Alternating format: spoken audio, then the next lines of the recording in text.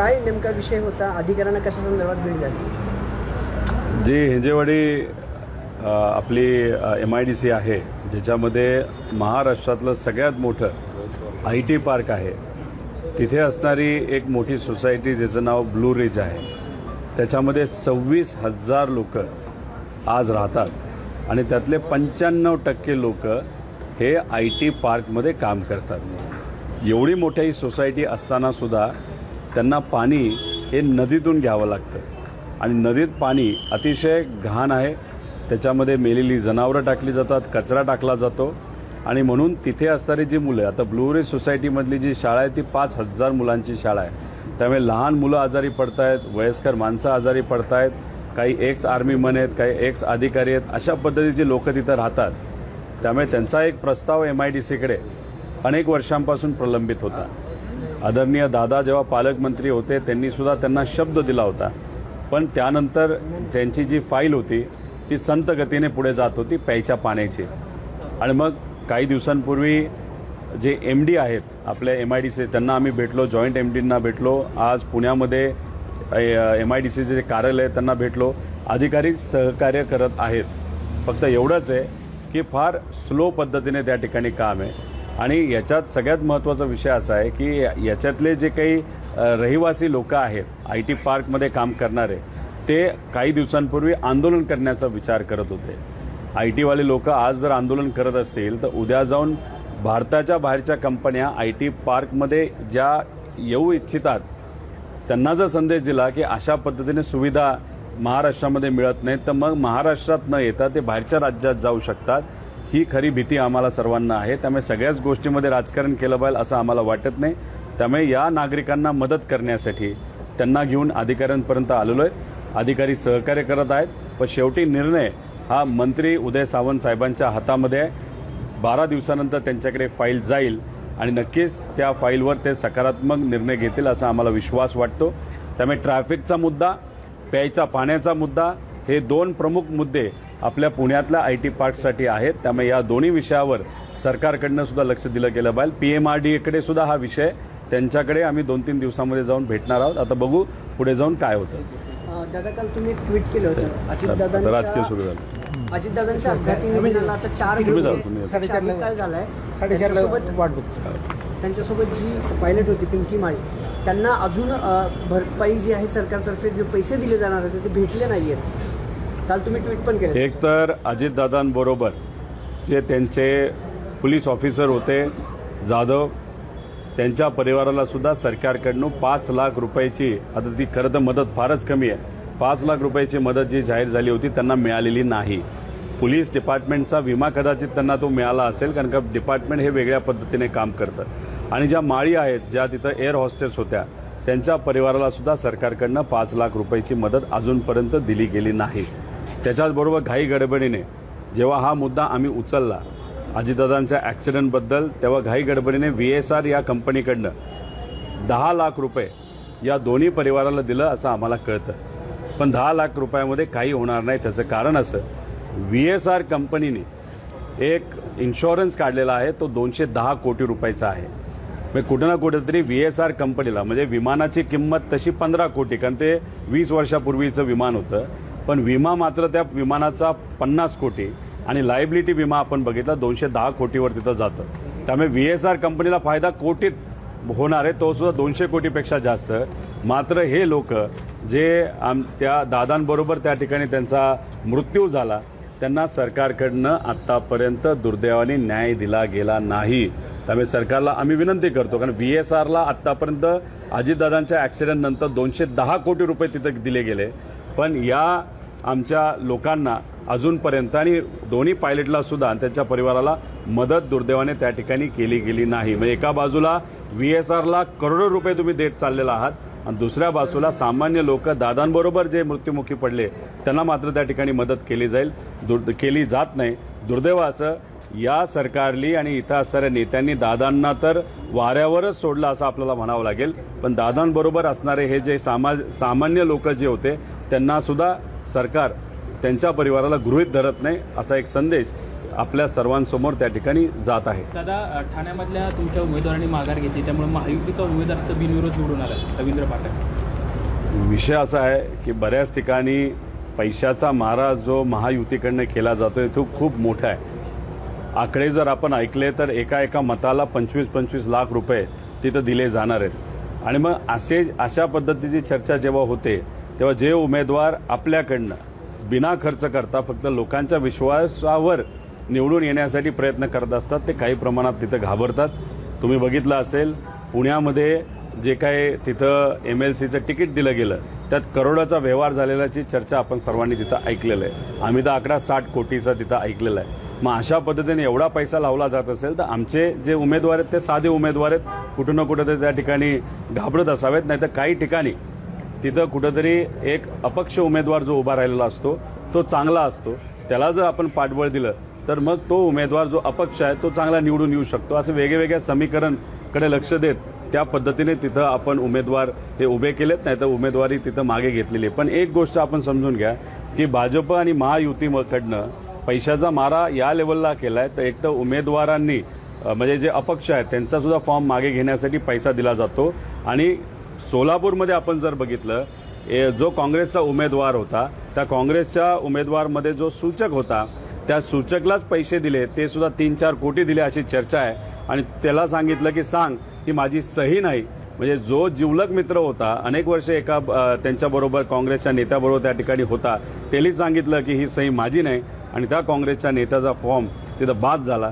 या लेवलला, या गलिच्छ लेवलला हे राजकारण चाललंय. नुसतं पैशाचा, एका बाजूला गरीब मरतायत, कर्जमाफी फसवी आहे, सामान्य लोकांना न्याय मिळत नाही, लोकांना प्यायला पाणी मिळत नाही, ऑइल मिळत नाही, पेट्रोल नाही, डिझेल नाही, आणि दुसऱ्या बाजूला घोडा बाजार मात्र या इलेक्शनमध्ये सुरू आहे.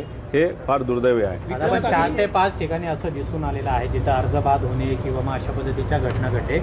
महाविकास आघाडी म्हणून हे तिन्ही पक्षांनी ही निवडणूक गांभीर्याने घेतली नाही का, हा एक सुद्धा प्रश्न आहे. कारण की सोलापूरमध्ये जी घटना घडलेली आहे तिथं अतिशय धक्कादायक आहे. पण अनेक जण असे आहेत जिथं उमेदवार नाही आहेत किंवा मागे घ्यायला लागले. तर बघा, हे इलेक्शन लोकातलं इलेक्शन नाही, हे इलेक्शन हे स्थानिक स्वराज्य संस्थेमध्ये जे काही उमेदवार निवडून आलेले आहेत त्यांच्यावरचं इलेक्शन आहे. सरळ जर तुम्ही आकडेवारी बघितली तर त्या आकडेवारीमध्ये महायुतीचं वजन जरा जास्त त्या ठिकाणी आपल्या सगळ्यांना दिसतंय. ते सुद्धा 60%, 65%, 70%. त्यामुळे हे थोडंसं अनइव्हन फाईट त्याच्यामध्ये आहे. आमच्यात चर्चा आहे, सगळं आहे. विषय एवढाच आहे की आमच्याकडे पैसा नाही, आम्हाला खर्च करण्यासाठी तेवढी ताकद तिथं नाही. त्यामुळे भाजप आणि मित्रपक्षाकडनं करोडो रुपये तिथं वाटत जात असताना आम्ही मात्र त्या ठिकाणी शांत आहोत. आम्ही शांत याच्यामध्येच आहेत. निवडून आलेल्या लोकांना एवढा पैसा लागणार असेल तर उद्या जाऊन सामान्य लोकांवर लक्ष देऊन आपण लोकातून चांगली लोक जर निवडून आणली आणि त्यांच्यावर विश्वास ठेवून उद्याच्या निवडणुका लढल्या तरच मला असं वाटतं की इथं कुठेतरी मार्ग आहे. पण हे जे काय चाललंय ह्याच्यात खूप मोठ्या प्रमाणात पैशाची उलाढाल झालेली आपण सगळे बघू शकतो. पुण्याच्या उमेदवारीबद्दल बोलला, पैशांचा आर्थिक व्यवहार झालाय, 60 कोटी आकडा देखील तुम्ही सांगितलं. काय नेमका तो आर्थिक व्यवहार झालाय? म्हणजे विक्रम काकडेंकडून राष्ट्रवादीने पैसे घेऊन उमेदवारी दिली असा आरोप करताय तुम्ही? आम्हाला जे कळतंय की भाजप, एकनाथ शिंदे साहेब तसंच अजितदादांचा पक्ष या तिन्ही पक्षाकडनं असे काही उमेदवार दिले त्यांच्याकडे खूप मोठ्या प्रमाणात पैसा आहे. त्यातले जर 40% उमेदवार बघितले तर काँग्रेसकडनं इम्पोर्ट केलेत, आमच्याकडनं इम्पोर्ट केलेलं आहेत. म्हणजे त्यांच्या निष्ठावंतांना त्यांनी बाजूला ठेवलं. का ठेवलं? कारण त्यांचे जे निष्ठावंत आहेत भाजपचे ते कमी पैशावाले आहेत. तिथं कोणाला उमेदवारी दिली तर अशा लोकांना दिली जे बाहेरून आणलेत आणि त्यांच्याकडे पैसा दाबून आहे. आता हे सगळ्याच पक्षाच्या बाबतीत झालंय. पण चर्चा मात्र ही पुणे सीटच्या म्हणजे अजितदादांच्या पक्षाची जरा जास्त होते. आम्ही जे काय ऐकलेला आकडा आहे तो कुठेतरी 60-70 कोटीच्या आसपास आहे. हा आकडा फारच मोठा आहे.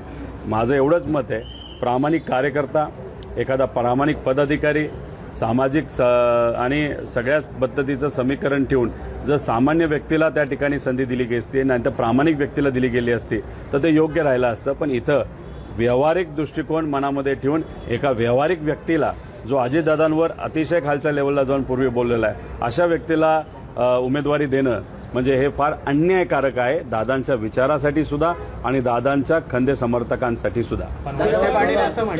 टिकाव लागेल का या निवडणुकीमध्ये? श्रीकांत पाटील यांचा टिकाव लागेल का या निवडणुकीमध्ये? बघा, ते आमचे प्रामाणिक कार्यकर्ते आहेत, लढायला इच्छुक आहेत, त्यांना माहिती समीकरण कसं आहे. पण शेवटी लढणं पण महत्त्वाचं असतं. जेव्हा आपल्याला दिसतोय की ठीक आहे आकडेवारी अनुसार आपला पराजय आपल्याला दिसतोय, मग तिथं टिकणं राहणं हे सुद्धा फार म्हणतात त्याला धाडस लागतं. पण असंही होऊ शकतं नाराजगीच इतकी मोठ्या प्रमाणात आहे, त्यामुळे पाटलांचा कदाचित त्याच्यामध्ये आमदारकीचा चान्स सुद्धा लागू शकतो असं आम्हाला वाटतं. वळसे पाटील असं म्हणाले होते, म्हणजे तुम्ही आता जसं म्हटलंय की संजय काकडे यांनी अजितदादांवर टीका केलेली होती. वळसे पाटीलच असं म्हणलेत की परिस्थितीनुसार राजकारण हे बदलत असतं. आम्ही तेच बघितलेलं आहे. परिस्थिती अनुसार साहेबांना अनेक नेत्यांनी सोडलं. ज्या नेत्यांना पवार साहेबांनी मोठं केलं त्यात वळसे पाटील साहेबांचं सुद्धा नाव तिथे येतं. त्याच्याचबरोबर जेव्हा दादा हयात होते, जेव्हा ते पार्टीचं सगळं निर्णय तिथं घेत होते, जे लोक पवार साहेबांना सोडून दादांबरोबर आले, दादांना सुद्धा त्यातल्या बऱ्याच नेत्यांनी त्रास दिलेला आहे. असे ते 4 लोक कोण आहेत हे लोकांना तिथं माहिती आहेत. आणि मग याच्यातच आज वळसे पाटील साहेब असं स्टेटमेंट देत असतील तर मला असं वाटतं पवार साहेबांना त्यांनी त्या काळामध्ये जे सोडलं ते अजूनपर्यंत त्यांच्या डोक्यात बसलेलं आहे आणि सारखं सारखं असंच काहीतरी परिस्थितीनुसार हे राजकारण बदलावं लागतं असं स्टेटमेंट त्यांच्याकडनं गेलेलं आहे. माझं एवढंच म्हणते परिस्थितीनुसार राजकारण बदलण्यापेक्षा गरिबाची परिस्थिती कशी बदलेल, शेतकऱ्याची परिस्थिती कशी बदलेल, सामान्य लोकांची परिस्थिती कशी बदलेल यासाठी तुम्ही सत्तेत असताना बघा. त्याच्याचबरोबर आम्ही दादांसाठी जो लढतोय प्रामाणिकपणे लढतोय, आम्हाला तिथं कुठं न्याय मिळेना, दादांना न्याय मिळेना, तुम्ही सत्तेत आहात. परिस्थिती अशी काय बदला की हा सगळा जो काही दादांचा तपास आहे तो सीबीआयकडे कसा जाईल. त्यामुळे राजकीय स्टेटमेंट देणं सोपं आहे पण विचाराला जगणं फार अवघड आहे.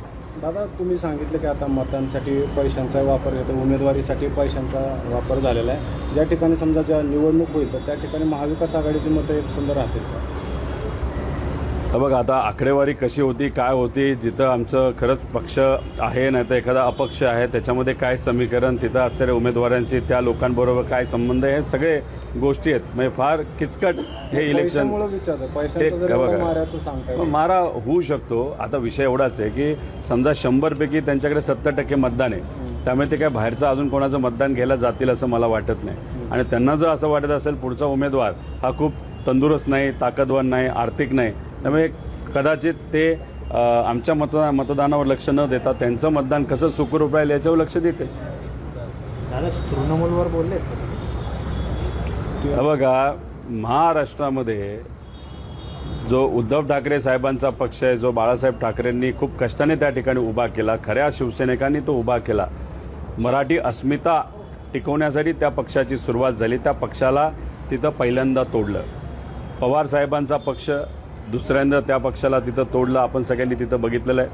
मोठ्या नेत्यांना काँग्रेसकडनं BJPमध्ये घेण्यात आलं आणि हे जे काय प्रकरण आहे ते असंच बघता बघता बिहारपर्यंत गेलं आणि बिहारनंतर आज तृणमूल काँग्रेसमध्ये ममता बॅनर्जींनी कष्टातून उभा केलेला जो पक्ष आहे त्या पक्षाला सुद्धा भाजपने फोडलं. म्हणजे कुठं ना कुठंतरी पैशाचा माज, ताकदीचा माज आणि दबावतंत्राचा वापर हे इथं या मोठ्या प्रमाणात करत चाललेले आहेत.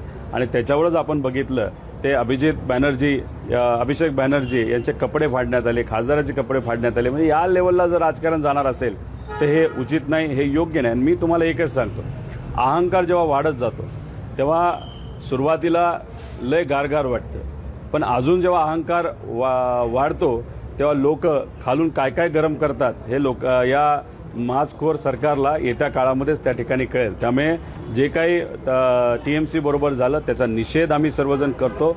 पण आता उतरती कळा भाजपची 100% त्या ठिकाणी सुरू झालेली आहे. कारण का ह्या सगळ्या गोष्टी ते का करतायत, कारण का ते घाबरलेले आहेत.